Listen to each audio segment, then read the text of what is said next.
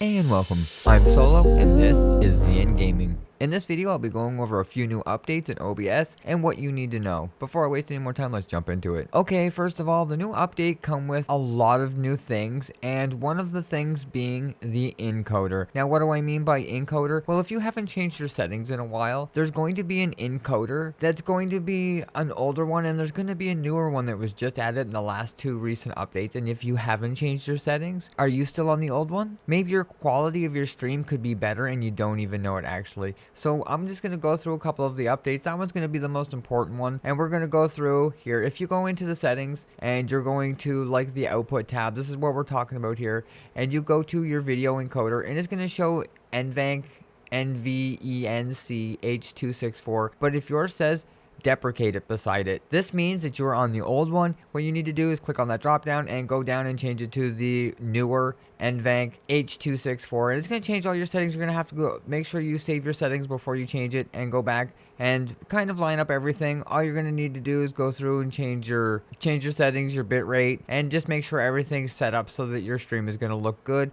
Your bit rate, make sure it's about the same as what you had it before. This is one of the biggest updates with this here new release, and this is one of the things I definitely think you should change. It doesn't do it for you, but I definitely suggest going into your settings if you haven't been in there in a little bit and just double check to make sure that your video encoder only shows these two. Now, if it shows deprecated and you're on it, switch it. Make sure that you update to 31.1.2. I'm on 31.1.1, but the option will be there to get rid of the old NVENC in the last version of it. So I definitely suggest selecting it, and the next time you update, it will disappear and you will never see it again.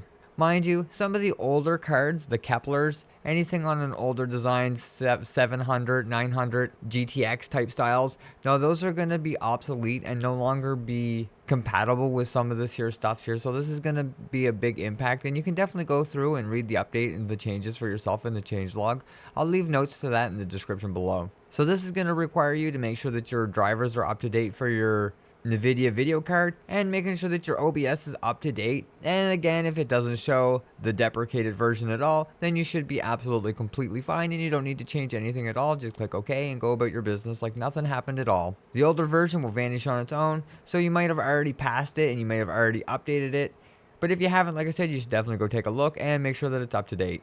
Some of the things that it does change are here listed, and a few issues fixed with the multi-track recording. So the first thing I had issues with that I would have noticed this here fix for was the fix for multi-streaming. So every single time I would change the encoder in OBS so that my stream was using the same one in the output as my recording was, and if I switched them to the same, I would have crashes.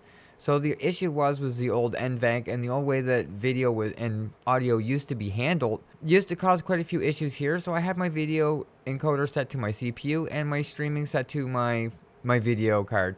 Now this doesn't have to be set like this anymore. The fix for the multi-track and the multi-streaming, and even the team took the time to go through and they made their own MP4 container so that it wouldn't corrupt when you happen to have a failure. So the team went through, the OBS team went through and learned a lot about how the audio was handled and how video containers and stuff like that are stored.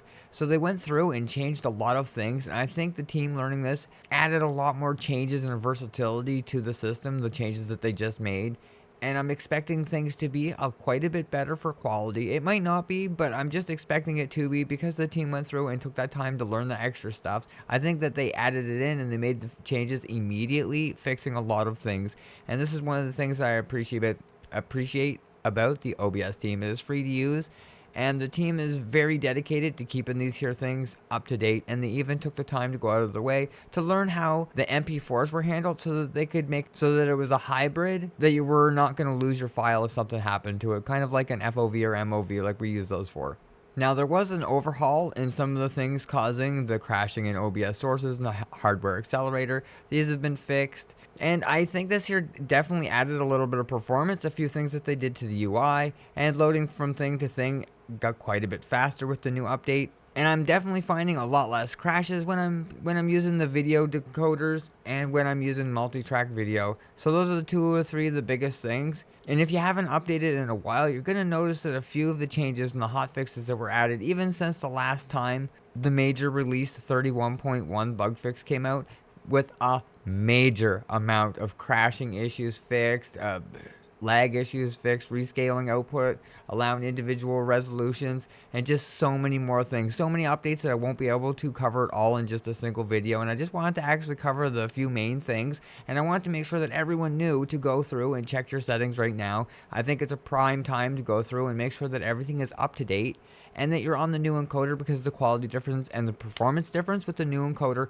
is going to be percents better, much better. And there is a few things that it took out, like look ahead is no longer needed because the performance overhead now is no longer there that was needed for. So it replaced a lot of the old settings that are no longer needed now that the performance and the way that it's set up now is going to just be a lot better for your quality and performance with OBS.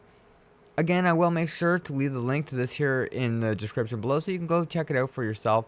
And there is a couple of things here that you can go through that are additional things in your report and stuff, so you can go through and check the updates at any time you want to. But that's really it from this one here. Most of the other updates are things most people wouldn't really know what they are, like the pipeline, things for Linux. A lot of my user base is not Linux, but they did fix a lot of stuff to do with it, so this might be better for like how my on-raid was handling it before, and I'll be able to use handbrake to automatically do my stuff over again. Now that it's all fixed up, I might be able to actually utilize a couple of those things a little bit more. I just wanted to make sure that I give everyone the update on that, and this is it for this one here. If you think I forgot or left something out, definitely leave it in the comments below, and if you like or found the video helpful, hit the thumbs up and get subscribed for more content. Thanks for watching. Bye!